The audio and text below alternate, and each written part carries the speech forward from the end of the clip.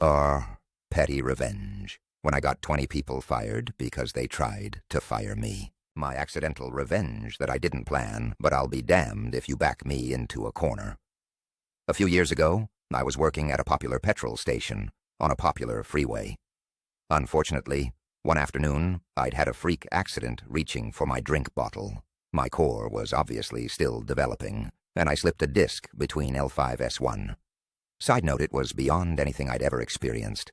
My mother dressing me as a grown adult, heavily relying on opioids as if I even so much as cough. My legs would crumble. Many months of physio, etc., I was approved to return for minimal HRs. I understand. It was a freak accident, and not at one point did I blame it on the company.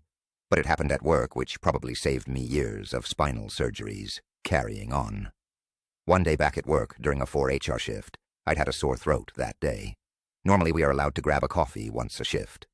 I asked the 2IC, let's call him Clifford, if it was possible to have a cup of slushy instead to soothe my throat. Clifford responded, "Yeah, that's cool. Just put it in a coffee cup." Which I did, following his guidance. Side note, I was soothed. The next morning at approx 7 a.m., I woke to an official email from this company stating I'm being suspended without pay due to a serious breach of conduct. Obviously, I'm baffled and pretty upset. I'm aware that I'm back on reduced hours, being watched, etc., etc. I reply, and we set up a meeting in person 2 days later. Attending, me, my support person, the 2IC, the store manager, and 2 persons from HR, which I'm sure they had to make a gigantic drive for. We sit down in an adjacent building, still baffled. The store manager, "Hi, so we've called you here today for an offense that we can terminate you immediately."